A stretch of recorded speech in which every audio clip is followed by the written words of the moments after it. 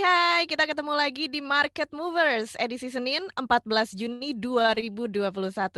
Market Movers adalah podcast kolaborasi KBR dan Kata Data yang khusus menghadirkan informasi dan panduan praktis buat kamu untuk melihat bagaimana outlook market sepekan ke depan, bagaimana strategi investasi, serta apa rekomendasi saham terbaik pekan ini.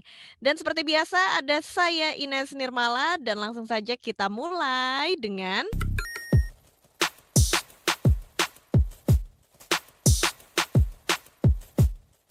IHSG atau Indeks Harga Saham Gabungan dibuka menguat pada perdagangan awal pekan ini. IHSG naik ke posisi 6.110 setelah pada akhir pekan lalu ditutup di level 6.095. Melansir dari data RTI, ada sebanyak 196 saham menguat, 99 saham melemah, dan 201 saham stagnan.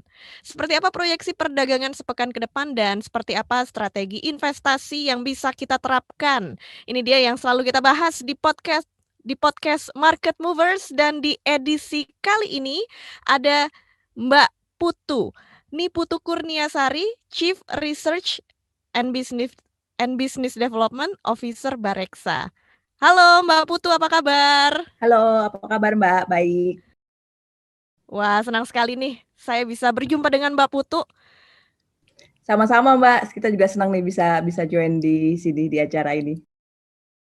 Iya, Mbak Putu, ini kita membahas seputar pergerakan IHSG. Mulai dari kita review dulu deh faktor apa aja yang bisa menopang pergerakan indeks harga saham gabungan atau IHSG sehingga bisa ada di teritori positif selama beberapa waktu kebelakangan ini.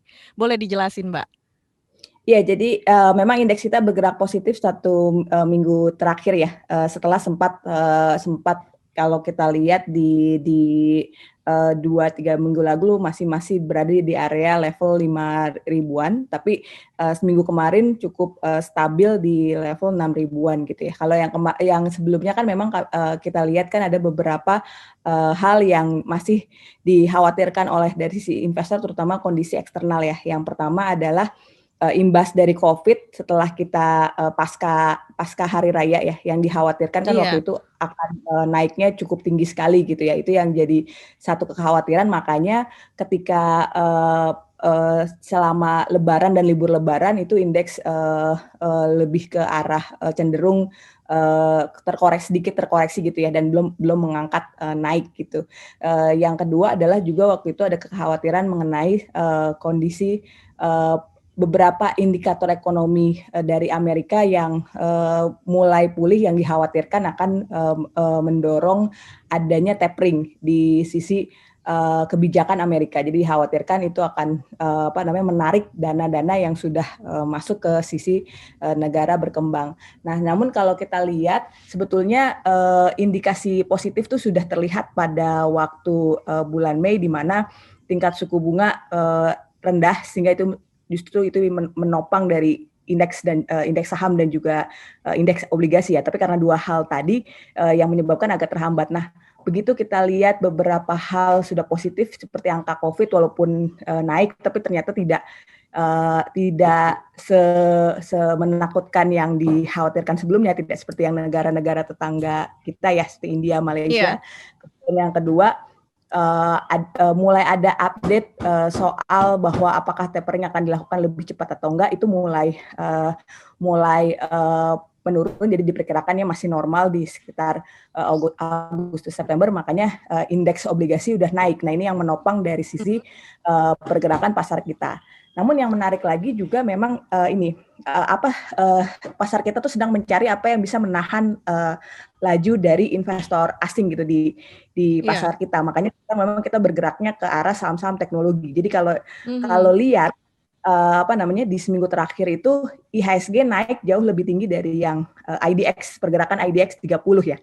Karena sektor yang menopang paling tinggi adalah di sektor teknologi sama energi, terutama teknologi ya, yang naiknya week on week itu cukup tinggi setelah kemarin OJK mengumumkan adanya bank-bank yang sudah mulai mengajukan pendaftaran bank digital. Iya. Nah, ini Jadi yang memang sorry Mbak, silakan Mbak. iya, memang banyak sekali faktor yang mempengaruhi pergerakan indeks saham kita ya. Boleh Mbak Putu dilanjutkan lagi tadi penjelasannya? Iya, jadi jadi kalau mungkin kita lihat 2 minggu lalu, indeks sudah mulai positif, lebih cenderung ke saham ya, karena tadi ada saham teknologi dan, beberapa saham lainnya. Tapi kalau yang di minggu kemarin, itu benar-benar penopangnya 2. Jadi saham teknologinya masih, naik, yang kedua tadi, dari sisi pasar obligasinya juga, meningkat gitu. Itu yang mendorong, mendorong dari pergerakan IHSG karena adanya sentimen tapering ini sepertinya sudah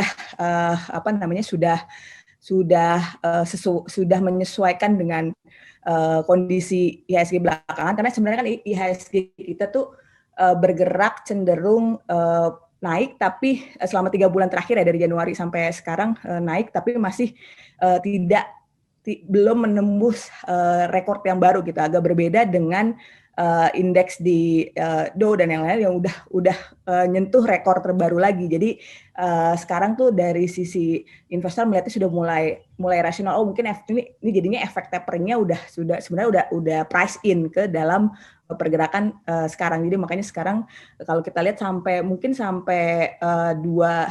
minggu ke depan relatively masih stabil. Kalau untuk saham sendiri relatively masih stabil di 6.000 sampai 6.200 gitu ya. Cuman kalau untuk short term-nya pergerakannya kemungkinan di 6.050 sampai 6.120 itu yang kalau kami lihat teknikalnya cenderung ke situ. Wah, ini lengkap banget yang dijelasin sama Mbak Putu seputar apa saja sih yang bisa menopang pergerakan indeks saham di pekan ini. Mbak Putu, ini kita pengen tahu kalau untuk pergerakan minggu ini yang sangat mempengaruhi yang patut kita cermati itu apa, Mbak? Ya, pergerakan minggu ini sih so far masih sama ya dengan yang minggu. Jadi karena dari sisi kelihatan ini sudah ada indikasi positif mengenai tapering yang kalau kita lihat dari konsensusnya ekonom di sana, jadi tidak kelihatannya probability akan dipercepat itu mulai berkurang. Jadi so far pastinya sektor-sektor yang bisa terdorong positif akan hal itu bisa naik, karena kalau kita lihat kan suku bunganya sudah rendah ya. Jadi kita lihat tinggal sektor-sektor lain yang mulai naik nih. Kalau yang kita lihat minggu lalu kan ada sektor teknologi dan energi ya, yang masih agak relatif lagging itu kan yang di sisi consumer, terus banking juga belum relatively belum terlalu signifikan. Jadi saya rasa itu yang bisa mengejar di minggu ini. Dan juga yang saham-saham cyclical, karena kita lihat cyclical akibat dari sisi akibat dari sisi konsumsi hari raya kita kemarin, hasilnya ternyata surprisingly di atas perkiraan gitu. Kalau lihat dari sisi kenaikan indeks penjualan real kita terhadap penjualan retail itu kemarin naik di bulan April pada saat kondisi Lebaran itu 17,3%. Jadi ini pasti juga akan mendorong sektor consumer dan cyclical yang agak sedikit lagging di minggu kemarin. Nah, ini yang jadi satu bisa jadi pilihan juga untuk untuk para investor saham maupun yang ingin membeli reksadana underlying saham ya. Iya.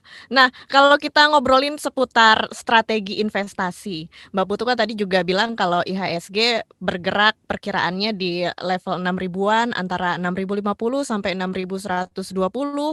Nah, ini kita nanya nih, saran strategi investasi untuk pekan ini seperti apa, dan juga apa yang bisa dilakukan oleh investor yang berprofil agresif?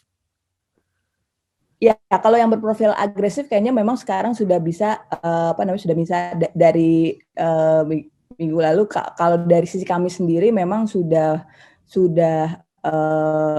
mengarahkan gitu ya, karena probability-nya sudah relatively lebih tinggi untuk IHSG naik di 2 sampai 3 minggu ke depan gitu. Jadi portion untuk yang aset agresif seperti di reksadana saham ataupun directly invest di saham itu bisa bisa jadi salah satu ini Mbak, salah satu pendorong untuk mempersiapkan di 2 minggu ke depan ya. Nah, seputar reksadana itu, Mbak. Apa aja sih reksadana yang bisa, dipilih oleh para investor tersebut? Mungkin bisa di-share juga gitu ya, persentase penempatannya kayak gimana? Ya, jadi kalau dari sisi, kalau dari sisi yang investor agresif sendiri, itu bisa sekitar dari, 60-an, persen dari total dana yang mau di-invest, 60-65% saya rasa sudah mulai bisa bertahap, masuk ke dalam, reksadana jenis saham, eee, kemudian nanti diikuti sekitar, 20 persenan gitu, itu masuk ke 20-30% masuk ke reksadana pendapatan tetap, dan sisanya itu masuk ke reksadana pasar uang untuk, sebagai ini ya, penopang push dari sisi, eee eee, imbal hasil yang kita bisa bisa dapatkan dari, kondisi yang cukup, baik dari 1 minggu ini ya. Cuma nanti, kembali lagi memang sebenarnya kalau lihat ini saya bicara jangka pendek ya, Mbak, ya. Kalau Mhm. kalau posisinya memang kita, eee, highly aktif, kalau investor agresif kan biasanya memang cukup highly aktif untuk Iya. melakukan transaksi ya, jual beli ya. Tapi kalau misalkan ada, investor yang moderat atau konservatif gitu ya, eee eee, bisa juga udah cenderung ke arah, udah cenderung untuk memilih ke arah aset-aset, agresif, cuman kami prefer-nya lebih ke yang, reksadana pendapatan tetap. Karena kalau kita lihat, jangka panjangnya sebetulnya, secara statistik itu di bulan-bulan, di bulan masuk ke bulan, mau memasuki kuartal ketiga, jadi masuk ke bulan Agustus, itu biasanya memang akan ada, koreksi, kalau kalau dilihat statistik ya, Mhm. selalu, probability negatifnya lebih tinggi daripada di bulan-bulan lain, nanti baru setelah itu di akhir, kuartal, Mhm. masuk ke Oktober, November, Desember. Nah, itu mulai cenderung, naik tuh. Jadi sebenarnya opportunity kita kalau yang buat yang resikonya moderat sama konservatif, opportunity kita justru ketika kita masuk kuartal 3 ini untuk melakukan akumulasi beli ke aset-aset yang lebih, agresif seperti reksadana saham. Gitu sih, Oh, Mbak. ini pola seperti ini apakah emang setiap tahun bisa dilihat kayak gitu, Mbak? Dan kalau memang begitu penyebabnya apa tuh, Mbak? Sebenarnya nggak setiap tahun, ada tahun-tahun tahun-tahun yang kadang juga yang bulan-bulan di kuartal 3 itu, naik atau enggak. Tapi memang, kalau kita lihat kecenderungannya seperti itu. Karena apa? Karena di bulan, biasanya di bulan ini spending tuh cukup, relatively cukup, banyak ya kalau di Mhm. konsumsi kita sendiri, eee, spending untuk, sekolah, terus habis itu libur di tengah tahun, Mhm. itu cukup, eee eee, cukup juga membawa, dampak biasanya ya.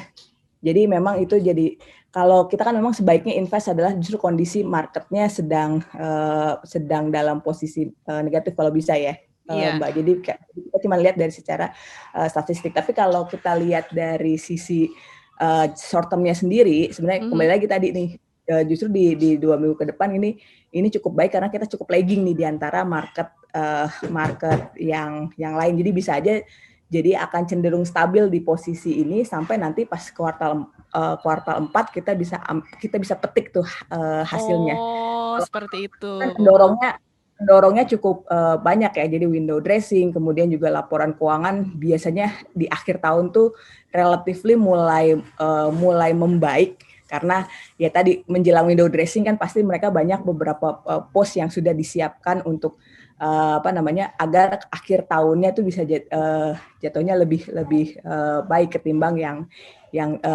di kuartal-kuartal sebelumnya untuk memperlihatkan adanya kenaikan growth dari year on year-nya, Mbak, seperti itu. Oke, Mbak, ini saran buat investor milenial ya, karena memang yang ngedengerin podcast kita mostly adalah generasi milenial dan juga para investor pemula nih. Gimana sih, Ya.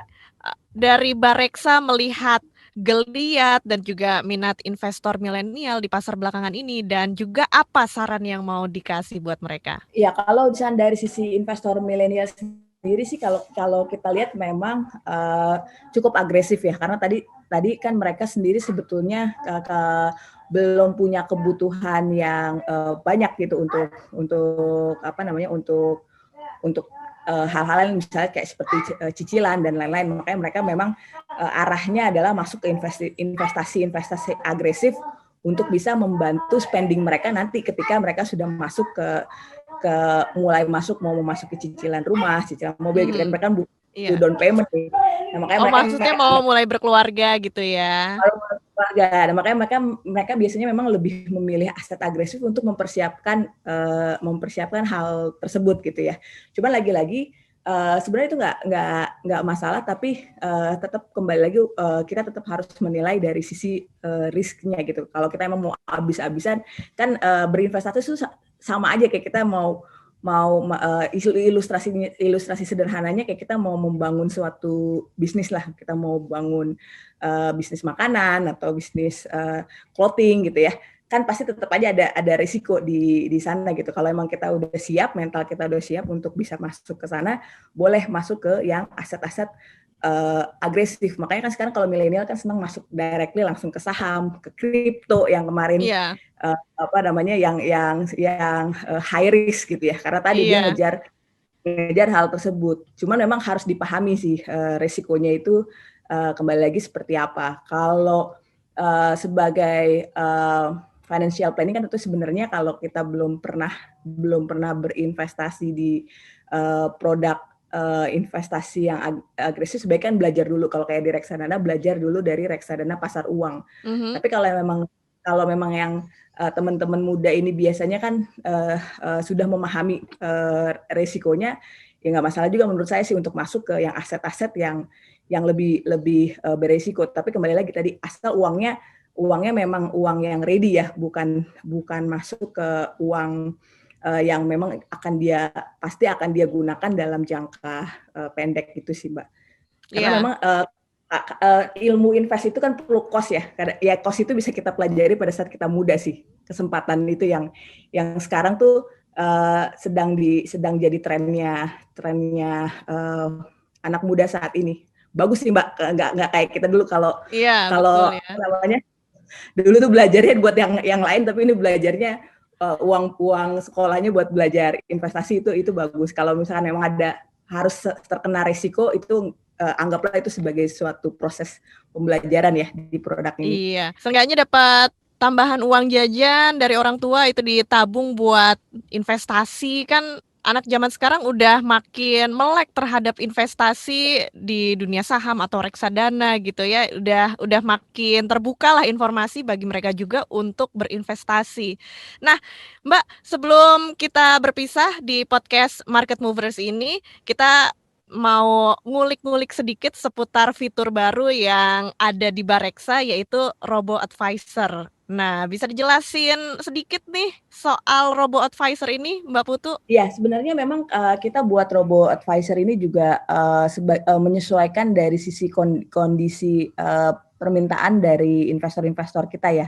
Jadi memang karena kita lihat sendiri market market saham maupun indeks reksadana sendiri, kalau dilihat 10 tahun terakhir kan pergerakannya relatif cukup fluktuatif ya. Kami cukup fair melihatnya bahwa kalau lihat indeks reksadana saham sebenarnya kalau kita investnya dari 5 atau 10 tahun dan itu didiemin, memang nggak kemana-mana gitu. Jadi memang diperlukan satu tools yang untuk membantu kapan investor melakukan pembelian atau kapan investor melakukan penjualan agar hasilnya lebih maksimal. Hasilnya lebih maksimal tuh bukan berarti kita menjamin harus untung ya, Mbak ya, tapi maksudnya memang maksimal memanfaatkan setiap waktu yang ada dan kondisi yang ada untuk bisa masuk ke sini. Karena kan kalau dilihat memang kecenderungannya robo itu untuk membantu itu, Mbak, kalau di luar. Cuman kalau di luar kan udah lebih automated. Kalau di kita karena ada beberapa batasan regulasi nggak bisa sepenuhnya automated. Kalau di luar itu kalau kita masuk robo itu sama aja kayak kita benar-benar menyerahkan uang, terus dia akan tektok sendiri tuh, Mbak. Jadi dia akan pindah sendiri ke reksadana, kapan baik reksadana saham, kapan baik reksadana pendapatan tetap, kapan baik reksadana pasar uang. Di kita so far tools-nya udah mulai boleh merekomendasikan, tapi nggak bisa direct langsung karena keputusan itu tetap masih ada, harus ada di sisi investor gitu. Apalagi dari sisi kami kan kami punya izin yang itu diawasi oleh OJK ya. Jadi memang segala tindakan tetap harus ada keputusan dari sisi investor. Cuman kembali lagi fitur ini kami gunakan untuk itu. Kita lihat kecenderungan marketnya, volatility-nya cukup tinggi beberapa tahun terakhir. Kemudian yang kedua itu jadi kebutuhan investor kan. Jadi investor selalu nanya ke kita kapan yang pas buat beli reksadana saham, kapan yang pas buat beli reksadana pasar uang gitu ya. Nah, memahami kebutuhan tersebut kita nggak mungkin bisa melakukan semuanya manual. Jadi kita bangun fitur robo ini, Mbak, yang kita sesuaikan dari si profil resiko investor. Karena kan orang beda-beda ya, ada yang agresif, ada yang moderat, ada yang konservatif. Tapi di luar itu juga kami akan membantu investor juga untuk melihat dari kondisi pasar gitu. Apakah baik untuk aktif atau apakah baik untuk jadi sedikit konservatif dulu deh di kondisi ini gitu. Namanya juga robo advisor ya, memberikan saran, advice gitu ya untuk para pengguna, untuk para penggunanya supaya bisa menentukan keputusan mana nih yang harus dipilih gitu ya, Mbak? Betul, itu yang kita coba bantu agar lebih sederhana gitu ya. Sebenarnya bisa dilakukan kita sendiri, cuman kan nggak semua orang punya effort yang bisa melakukan effort itu ya. Iya. Oke, Mbak Putu, sebelum kita sudahi podcast ini, apalagi yang mau disampaikan kepada pendengar kita? Boleh Mbak, singkat aja. Iya, jadi tadi ya kalau dari sisi teman-teman di sini, ketika berinvestasi memang tetap harus memahami risiko. Jadi kalau semua investasi pasti ada risikonya, untuk itu kita harus punya strategi. Nah, strateginya apakah dibantu oleh tempat kita melakukan transaksi atau kita sendiri yang dengan effort mencari tahu tentang produk investasi tersebut, itu harus dilakukan sih sebelum kita benar-benar mau masuk ke produk investasi, Mbak. Oke, Mbak Putu, thank you banget ngobrol-ngobrolnya di podcast Market Movers. Semoga bisa ngebantu kita semua nih yang ngedengerin podcast ini buat menyusun rencana investasi supaya lebih strategis dan menguntungkan. Iya, thank you sama-sama, Mbak. Iya, sekali lagi saya ucapin makasih ya buat Niputu Kurniasari, Chief Research and Business Development Officer Bareksa. Sampai ketemu lagi Mbak Putu. Sampai ketemu lagi, Mbak. Iya, sukses selalu. Dan juga buat kamu yang ngedengerin, kita ketemu lagi ya di podcast Market Movers Senin pekan depan, persembahan KBR dan Kata Data. Jangan lupa juga follow podcast Market Movers dong di KBR Prime atau di aplikasi mendengarkan podcast lainnya. Saya Ines Nirmala pamit. Salam cuan. Dadah.